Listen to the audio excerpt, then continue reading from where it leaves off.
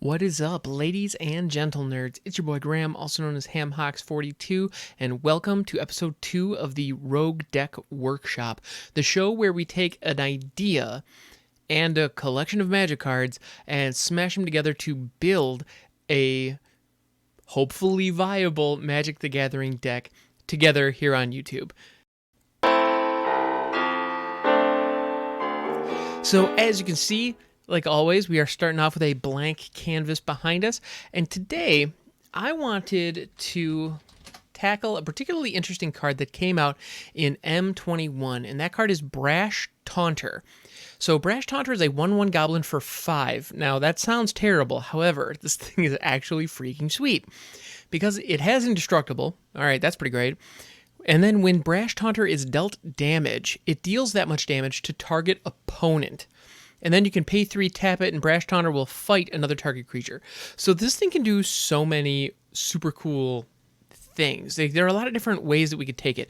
So the one aspect that a lot of folks are using right now is damage-based board wipes, as well as cards that... cards like Gideon's Sacrifice that allow you to focus damage on like Brash Taunter, which is good, but in all of those situations, those are really good strategies against aggro decks.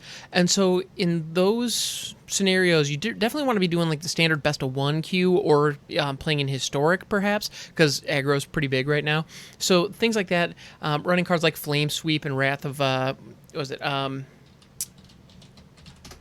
Storm's Wrath, that's the one, where it deals damage to everything. That way you can theoretically wipe the board, and you're going to be dealing 4 damage to your opponent's face. So that's pretty cool.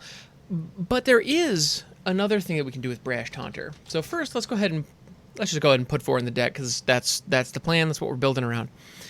One thing that we can do with Brash Taunter that I really want to leverage is damage amplification. So what I mean by that is cards that double damage, or in the case of Fiery Emancipation, even triple damage.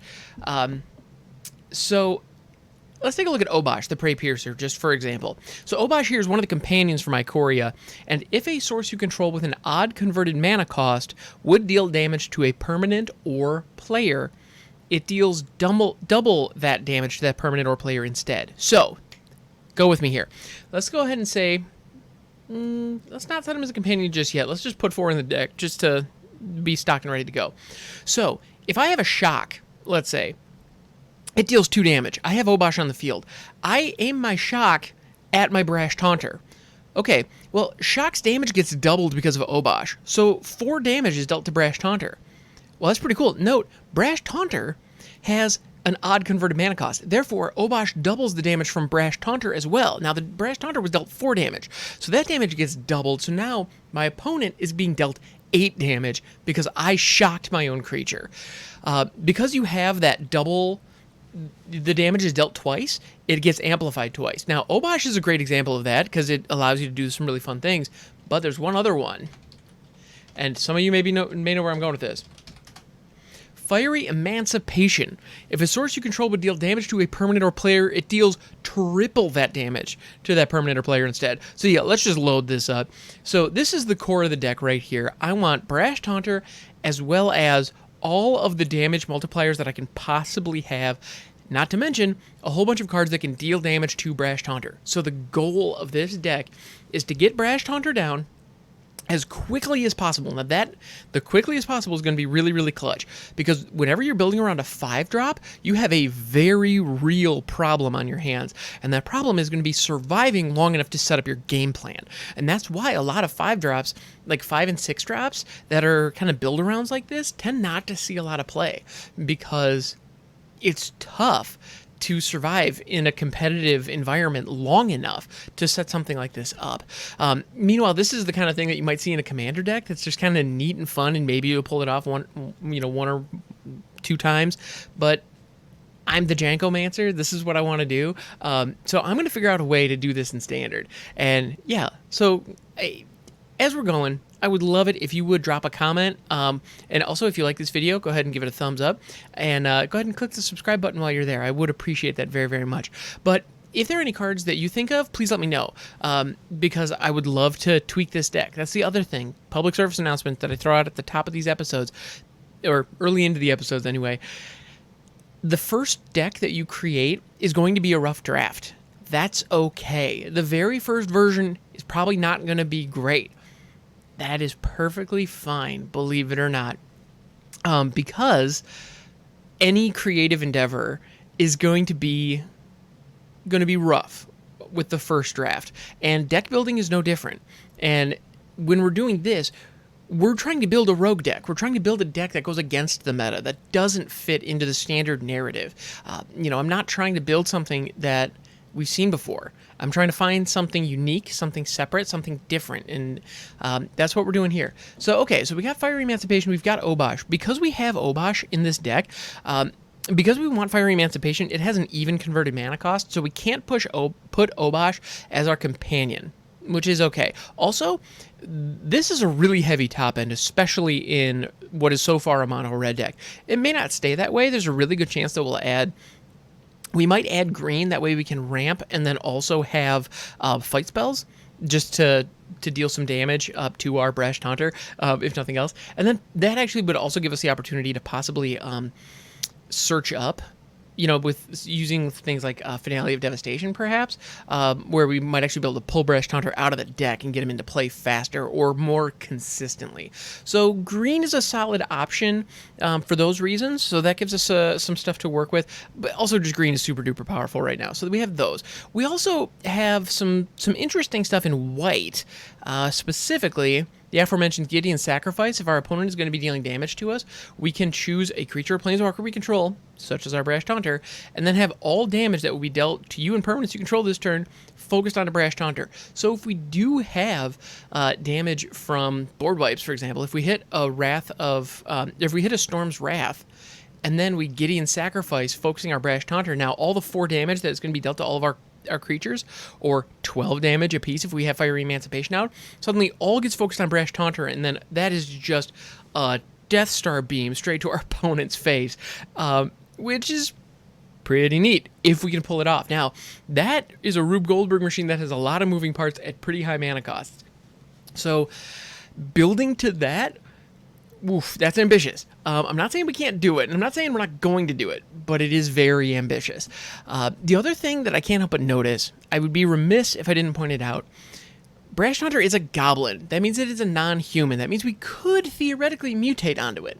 I'm not sure exactly what creatures we might want to put on the mutate, although I suppose there is actually... There is a black mutate creature with Death Touch. I believe is the Chittering Harvester? No, it's not the Chittering Harvester. It's the Insatiable Hemophage. That's the one. Ooh, and it mutates for 3. Okay, cool. So something like that could be really handy because the Brash Taunter can fight stuff. And so if we have the Brash Taunter down on 5, on turn 6, we could put an Insatiable Hemophage on top of it, and then use the Brash Taunter's ability to fight stuff, kill the thing, and deal damage to our opponent. So that could be pretty devastating, which is neat. I don't know if I love it necessarily, but, Rakdos is an option, potentially. That would also give us some early plays that might be able to keep us in the game as we're trying to build up into the late game. So these are all options. Actually, I think a Death Touch sub-theme here might actually be pretty solid. Mostly because Vampire of the Dire Moon is one of the best ways right now to stop aggro decks from getting all up in your face. I find that Death Touch is incredibly useful in pumping the brakes on your opponent's aggressive plans in a lot of situations. So we can do that. Now, the one thing that we don't have right now is ramp. So we have a decent turn 1, and then we need to wait till turn 5 to get anything on board, unless we mutate an Insatiable Hemophage on top of Vampire, but that's just redundant, and that doesn't really synergize with what we've got going here. So you know what? The more I look at this, the more I'm thinking we probably don't want to go that direction. So I had mentioned green earlier. That was my first kind of gut reaction. Let's go ahead and take a look at that and see what we can do. So, got green. Let's go ahead and do a search on fight, because the fight effects are really what we want. So Prey Upon, actually, as simple as it is, could work. Yeah, there's nothing wrong with that. So I'm seeing a lot of stuff. I've seen a lot of meh stuff. Meanwhile, Primal Might though, Primal Might would be fantastic. So we could throw 4 Primal Mights in there because that could actually turn Brash Taunter into the ultimate wrecking ball straight at our opponent's face. Because with it being indestructible, it can fight their biggest, baddest thing, and actually we want it to. So if we can pour a bunch of mana into Primal Might, load up our Brash Taunter, turn it into like a 6/6, destroy their biggest creature, or at least fight their biggest creature, deal a bunch of damage to them, and then swing in, I think that actually could be really devastating. All right, so I like that. Actually, are there any good fight spells? And I specifically want to make sure we get fight spells that are that are dual, like that go both ways. I'm not looking for like Crash Through or Prey Upon, or not. Prey Upon? Is that the one? No, Rabid Bite. That's the one I'm thinking of. No, Prey Upon was the one we were just looking at. You know, I'm not looking at those necessarily because, well, we ultimately need the creature dealing damage to Brash Taunter in order to work. So if we're dealing direct damage, it's just not gonna do what we want. All right, so Domri here actually could be an interesting include because he ramps. He ramps and fights. Actually, you know what, Domri, you're in. And our numbers could be different. So we've got a solid 3-drop that's going to ramp us into Brash Taunter on 5. And actually make our creatures uncounterable. So actually, yeah, Domri's pretty solid. I'm going to go ahead and throw 4 in for now. We're probably going to tweak these numbers as we go. And that's another thing. When you're doing your deck builds, the numbers are going to be one of the most important things to like adjust as you play test these decks. Because that's... nobody's going to get that right the first time. It's not likely that you'll get those exactly right the first time. All right. So I'm feeling like we've got some good fight stuff. Now, let's go ahead and take a look at mana ramp. So we're in Gruul. And so I'm going to go ahead and look for those two, and I'm going to do a keyword search for the word add. Because that's going to thin down, and, well, anything with additional costs comes in, so that's a bit of a bummer. But we'll see spells that add mana is ultimately what I'm looking for here. Ironcrag Feet is tempting. I enjoy that card very, very much. I don't think it's very good, though, unfortunately. Terror of the Peaks is also a frickin' bomb, but that is at 5-drop. You know, it is a 5-drop. So I'm not in love with that. Gilded Goose is potentially great. Gilded Goose has some opportunity to be awesome. Paradise Druid is also just another fantastic mana dork. So these are all solid opportunities, solid possibilities. Llanowar Visionary actually being able to replace itself in our hand by drawing a card when it enters the battlefield is not nothing. That's actually that's something that's pretty noteworthy to keep in mind. And also, it's a 3-drop, so if we have Obosh down, this thing hits for 4. That's not nothing. Like, that's something to keep in mind. So, you know what? I think that actually is not a bad 3-drop as well. So we've got some decent 3-drops. And we need something smaller. We need our bottom end. We've got decent 3-drops that can ramp us into our 5-drops. And so as a result, I'm not that worried about our 4-drop slot, because in a perfect situation, we're going to be jumping right over it into 5. So I'm not that worried about it. So early plays that can ramp us. And so because we have a decent turn 3, I want to find a ramp that's going to hit on turn 1. The reason for that is if we ramp on turn 1, and then we can use 3 mana to ramp on turn 2, and then hit a 5-drop on turn 3. That's a perfect sequence. That's the ideal situation. So if we can hit, say, Gilded Goose is an interesting case study here because it does give us the mana ramp that we want in order to hit a Llanowar Visionary on turn 2. However, it's used up at that point because we have to sacrifice the food to get there. So the one thing that we do have is Arboreal Grazer. This little guy never went anywhere. It's kind of exactly what we want here because it's not going to be great. Once it's on the board, it's just a body that can take a hit, but it's a body that can take a hit and actually a pretty good one, and even from flyers. So that's not nothing. But the biggest thing is it's going to ramp us on 1. And so if we are able to hit it followed by a land drop. Then going into turn 3, we can hit a Llanowar Visionary, draw a card. Yeah, actually, Llanowar Visionary, I think, is really solid. So as far as commons go, I think this is actually really darn excellent.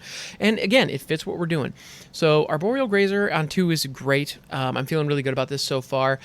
The other thing that I like to do when I know I'm building a 2-color deck, one of the things that that I like to do is just take a look at what the 2-color cards are in this combination, because a lot of the time you find some really interesting gems, and because of the way that the cards are sorted on Arena, it's easy to lose sight of them because they're all kind of bunched together at the very end of your collection. So as you're cycling through, it's easy to lose sight of them. You know, as you're flipping, you know, metaphorically flipping through your cards, you know, I don't know about you, but I often don't see them, and so as a result, I like to take a look and really just sit down and focus on it. Yeah, Collision Colossus, fine. Cindervines, what's your deal? Deals 1 damage to that player. That's more annoying than good.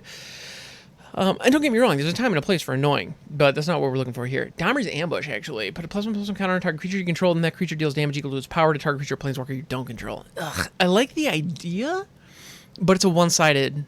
it's one-sided. It doesn't go both ways. I mean, it's not bad removal. Yeah, it's not. I don't know. It's fine.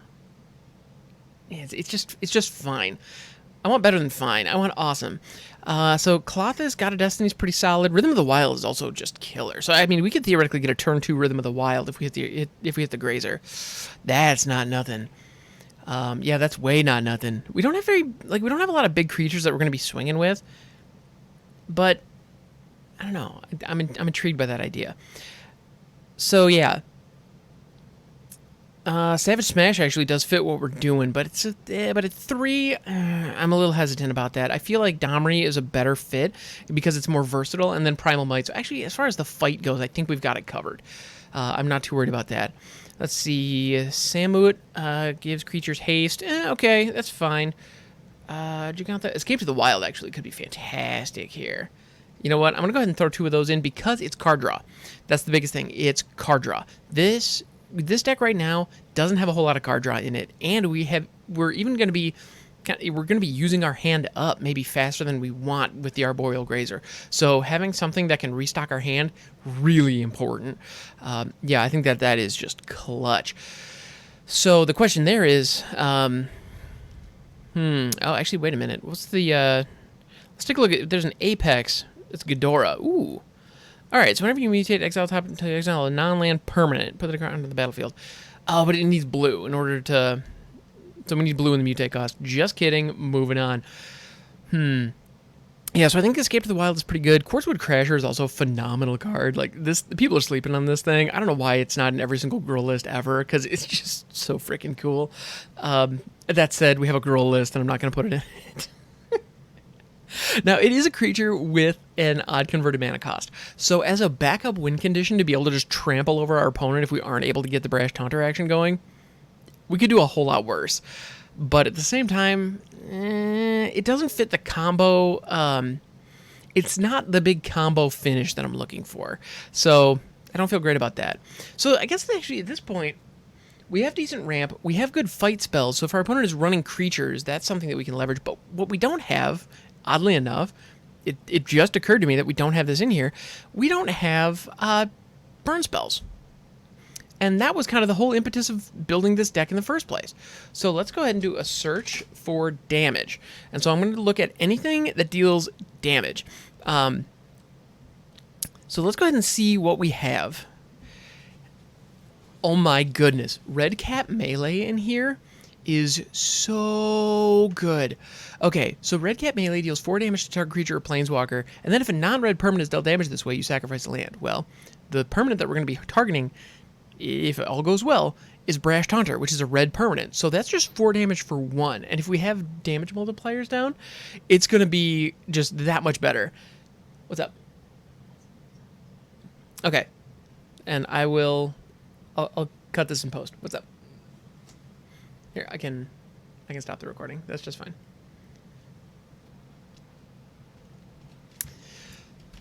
So Red Cap Melee is perfect for this deck. So yeah, let's definitely throw 4 in there because we are targeting We're going to be targeting our own Brash Taunter most of the time, but being able to target our opponent's things, if they're running like a red aggro strategy, being able to just, ping them if needed to slow the assault could be really handy. I also think Shock would be a pretty good fit here, just because, again, it can help slow the game down if need be, but it can also just deal quite a bit of damage to our own guy. But let's keep looking. I'm not going to forget. I'm certainly not going to forget about Shock, because it's a classic. All right, Heartfire.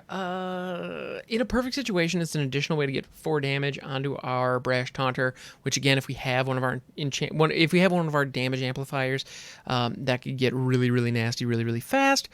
However, we'd have to sacrifice a creature, so we're a little dependent on that. Although, actually, Lava Coil would be able to get us the same effect. All in all, I'm not loving these options. Especially because a lot of those have, when they have an even converted mana cost, Obosh can't double it. And so that's where something like Shock would come in handy. Something like Final Flare could potentially work, but I'm a little wary about having to sacrifice something to satisfy it. Flame Spill, 4 damage to our creature, excess damage dealt to that creature's controller instead. That would not work for what we want to do at all, because that would just deal a lot of damage to us. Flame Sweep, however, if we're going up against an aggro deck, that is an opportunity to get quite a bit of damage on our Brash Taunter. It would kill our Llanowar Visionary, which would be, would be a mild bummer, but that's a price I'm willing to pay. We definitely want it in the sideboard, if nothing else. So let's go ahead and toss 4 of them in there for now. We're going to probably tweak those. Let's see, what else we got? Risk factor, that's target player. I think Slaying Fire actually has the potential to be really bomb here, because if we're able to hit the adamant cost on it and pay 3 red for it, it deals 4 damage directly to, directly to Brash Taunter, or to something our opponent controls, or directly to our opponent if we need it, depending on the situation. So this is, it's a burn ramp deck, which is kind of weird. We're definitely focusing on our combo. And so as a result, we should probably have some kind of card draw engine, because if we don't, this is one of the issues with these like mid-range combo decks, which I absolutely love. Like, I love them so much, you guys. There are no words for how much I freaking love these things. Part of the problem with them is that if you don't get one of your pieces, the other pieces oftentimes cannot stand on their own. And that's something that, as I'm looking at this, I'm realizing that is a very real challenge that we have. So there is a part of me that's wondering, would it make sense to actually strip the green out entirely? Because this is all in on Brash Taunter. So if Brash Taunter gets countered, or actually, can it get countered? Yeah. No, so if Brash Taunter gets countered, or if they exile it, we're just kind of dead in the water. We have a lot of things that can deal direct damage in a pinch, but that's definitely not what this deck is designed to do. So that's a potential problem. And the other option that we have is we could, instead of, we could strip the green out and instead go all in on burn. So we could have 4 Shocks, 4 Skewer the Critics, and then have Brash Taunter with Obosh and Fiery Emancipation as our top end. So we can keep the core of the deck intact, get this green out of here, and instead just go all in on burn. That way, we can also just be dealing direct damage to our opponent's face, because there's nothing wrong with that. And then, if we find a way to turn our combo online, sweet, like, all the better. But it's not, perhaps not necessary. So let's go ahead and do that. And I'll be honest, I actually have never built a burn deck before. So let's go ahead and switch gears a little bit. We'll keep Flame Sweep in the sideboard. I like that there. Flame Sweep and Storm's Wrath, I think, are going to be important, especially if we're going up against aggro decks. So if we play it in a lot of best of 1, which is probably going to be where we spend the majority of our time, I think we're going to do that. So if we were going to flesh this out as it is, I would probably go down to maybe 2 Fire Emancipations, maybe only, I'd probably keep it at least 2. Maybe go down to 3 Domries, and then put in Shocks probably, which we can do. So let's go ahead and, let's just dial that back. So we got Red Cat Melee. So yeah, if we were to build the all-in version of this, which to be honest, I think, well, it could be fun. Let's go ahead and just see it out. And I think Fry is actually pretty fun for sideboard tech against control. So that's pretty solid. And then we'll put in one Storm's Wrath just in case, with 3 more in the sideboard, because going up against aggro, that's really, really important. All right.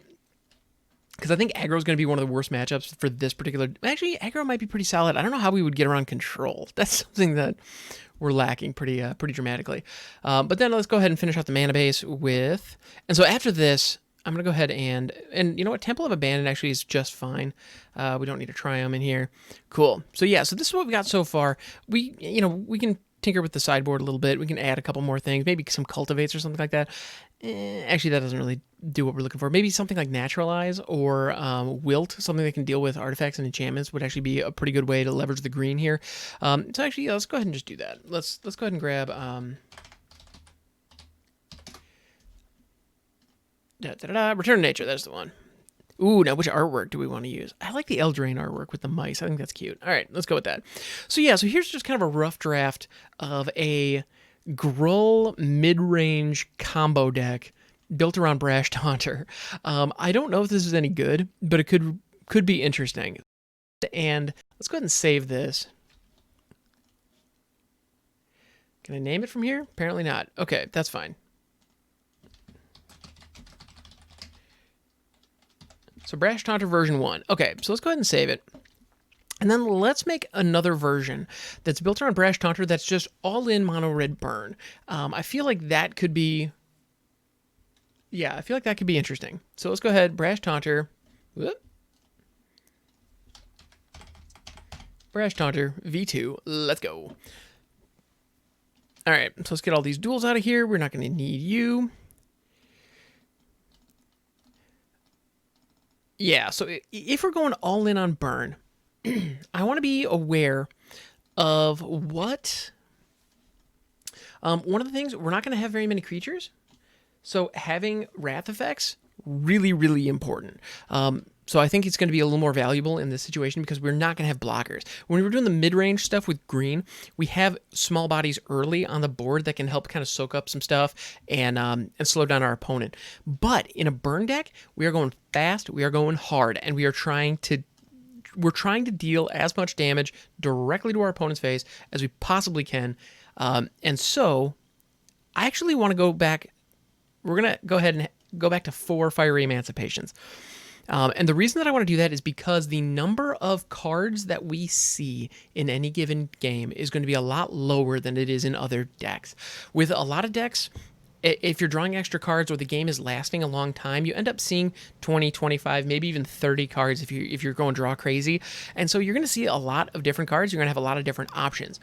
But when you're playing a burn deck or like a really fast aggro deck, like a mono red rush deck, if you look at competitive mono red rush lists, they have 4 ofs at almost every single slot. And the reason for that is in any given game, if you are seeing more than 15 cards, your plan has failed and you're going off the rails because you want to end the game super fast. Like ideally, you'll only see 10 cards throughout the whole course of the game. And so, with that in mind, it's got to be super duper fast. Now, Fiery Emancipation and Brash Taunter and Obosh are expensive. And so that being our top end, ooh, like that is potentially risky. So we're going to be in kind of a rough spot. And actually, now that I look at it, I'm going to go down to 3 Fiery Emancipations, which is still like a lot for this because what I want to be doing is I want to set it up so that we're dealing a lot of damage to our opponent's creatures if they have creatures or directly to our opponent's face if they don't. So we whittle down their life total and we hopefully by turn 5 stick a Brash Taunter and by turn 6 give them the business. That is the hope. That's the idea.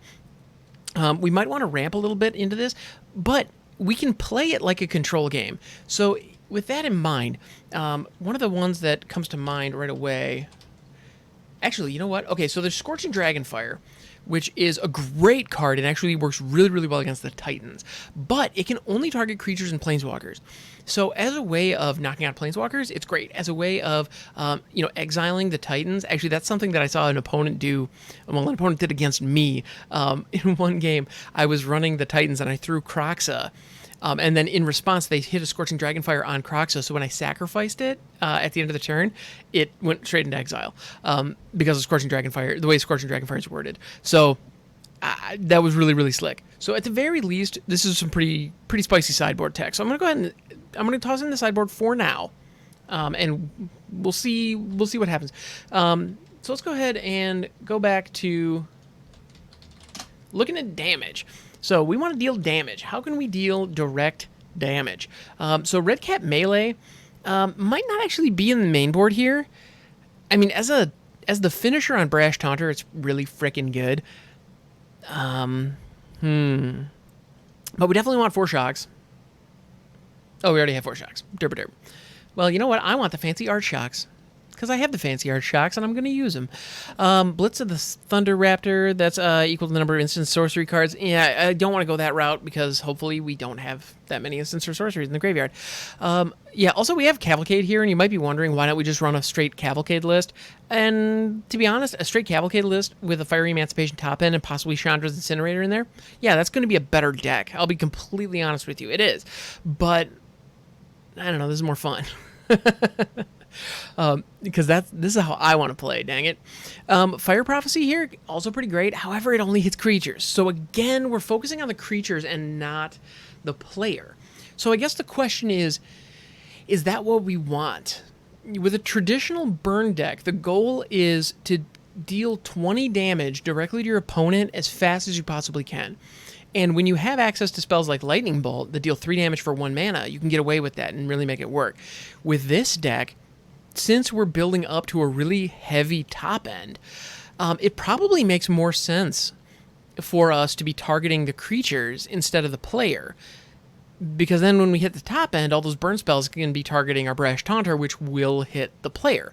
So Fire Prophecy is actually a really sweet deal. Plus, since we have a heavy combo that we're trying to build into, it makes a lot of sense to filter cards using it so that we can dig down and actually hit what we need in the end. So I think Fire Prophecy is just a really good include here. Yeah, Brash Taunter and Obosh being our only creatures makes me a little bit nervous. So, creatures that are early, creatures that can stick onto the board early and possibly pull some hate could be useful. So Goblin Crater Maker actually could be pretty solid because it deals damage. Now, Obosh doesn't double it,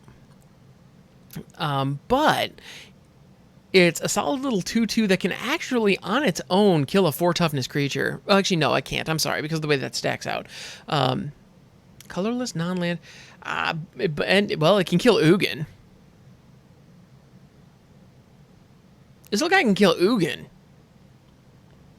Freaking what? That's awesome. All right, you know what? Let's throw him in here. I like him. Goblin Crater Maker, I like your style. All right. So what else we got? Jaya's Greeting. It's also 3 damage and a scry, so that can help us dig again. So it actually is kind of redundant with Fire Prophecy. Like, those two fit a very similar need. I don't see any problem with that. That's pretty solid. Lava Coil, also a killer way to deal with tough creatures in the early game. And actually, that can even remove something as pesky as a Questing Beast. So actually, Lava Coil is probably the way to go here. The other thing is the amount of lands that we have in the deck. Well, actually, you know what? Our top end is heavy enough. So 24 is actually probably not bad. I'll drop it down to 23. I think that might be the better way to go. So let's go ahead and throw 4 Lava Coils in there. You know what? And I'm going to move Red Cat Melee to the sideboard. Just because it's awesome with Brash Taunter. But if we aren't able to get to Brash Taunter, well, actually, this is just at this point, this is a mono-red control deck. Yeah, this is a mono-red control deck that is all about destroying our opponent's creatures and building up to a big skunky finish. And I think I love that. And on top of that, actually, I'm just realizing Obosh has 5 toughness, therefore Storm's Wrath can't kill him. That's awesome. Now, he doesn't double Storm's Wrath, but that's okay. I'm over it. Because actually, if we're hitting a Storm's Wrath with Brash Taunter down, we're probably going to be winning that game. Yeah, I'd be shocked if we don't, as a matter of fact. All right, so we've got So let's go ahead and take a look. We've got how many burns, like just straight creature-based burn spells do we have? I mean, shock is a little bit. You can do different things with that. Now they all hit at 2. I really don't like that because Obosh is not going to be doubling them up. So I'm going to go ahead and do another search for damage, but this time we are going to filter on 1 mana and 3 mana. Let's just look at odd cards. So what do we got? Got Gremlin, no. Got some creatures, Red Cap as we were looking at earlier. Solid option, potentially something.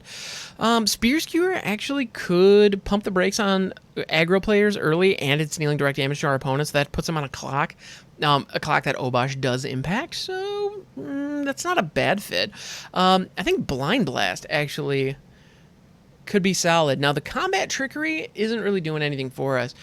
But that 1 damage can get doubled or tripled appropriately because it's a 3 mana cost spell, and you draw a card. We don't have any other, Fire Prophecy is the only other thing in here that has the text draw a card on it, and that's in the context of having to dump a card to do it. So that's something. Like that's genuinely not nothing.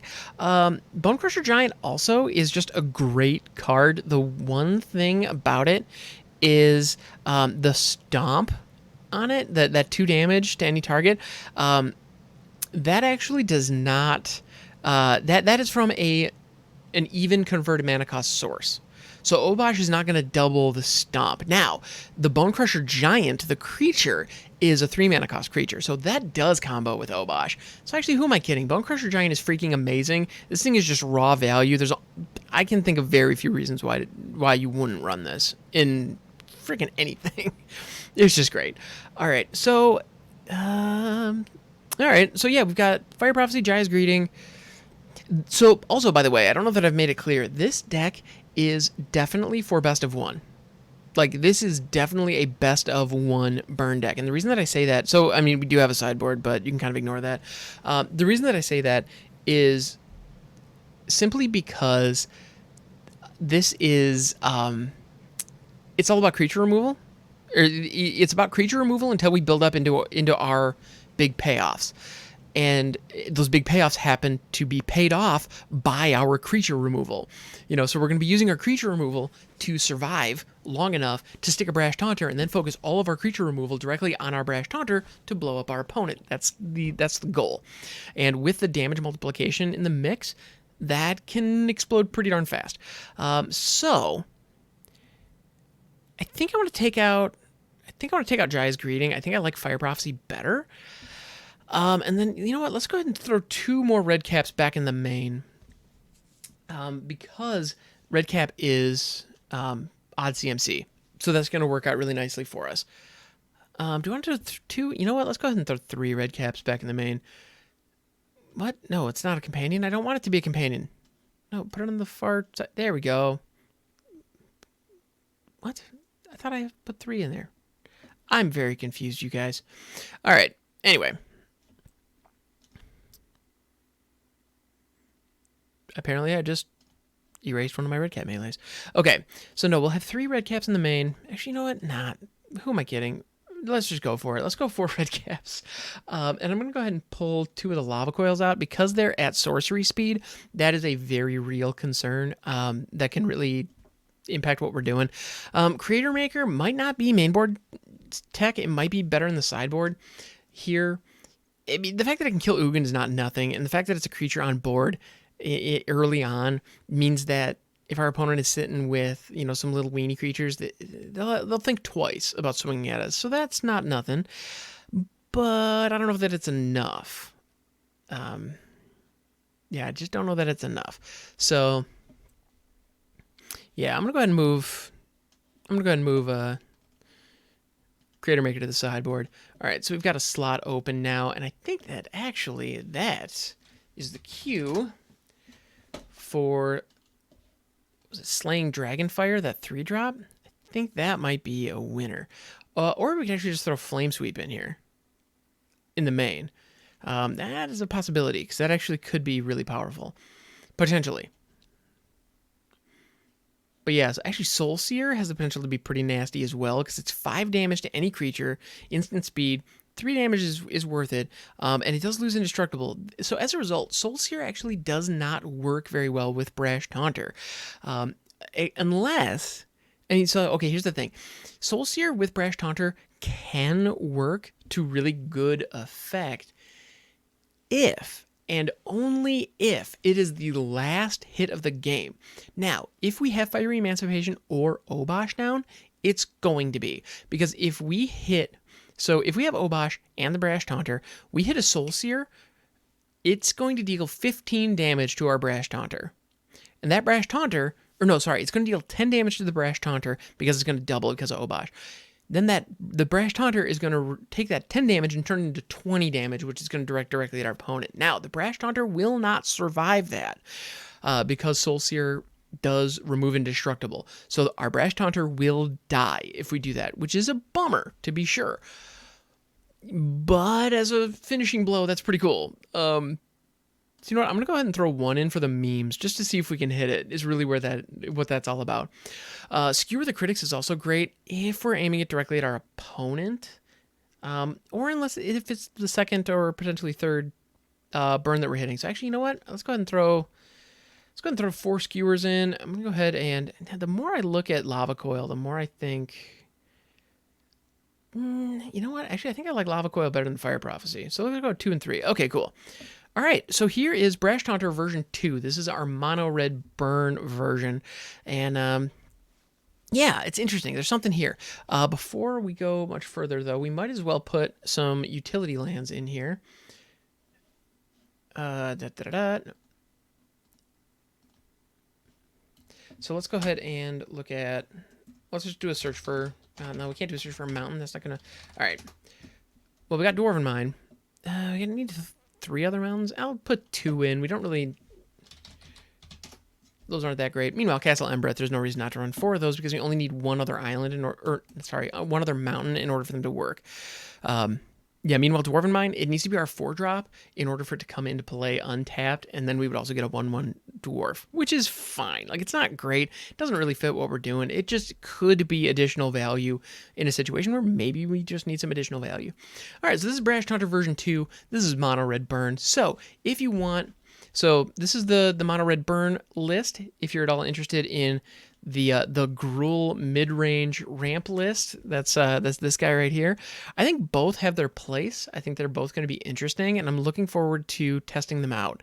So yeah, thanks so much for hanging out, guys. I really appreciate it. These deck lists, by the way, are going to be available over on AetherHub, and I will actually keep those updated as we tune the deck. And if you want to see them in action, you can check me out over on Twitch, twitch.tv/hamhocks42. I play these decks along with a ton of other just bizarre creations. If you have any ideas for a deck and you'd like to see me build it or play it on stream, please don't hesitate to stop on by.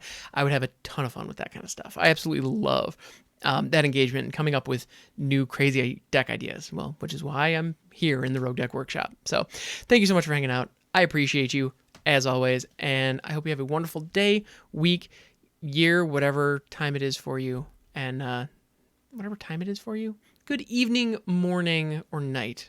Whatever time it is for you. It's a year for everyone. It's late. I'm going to go get some sleep. You stay classy, and I'll catch you next time.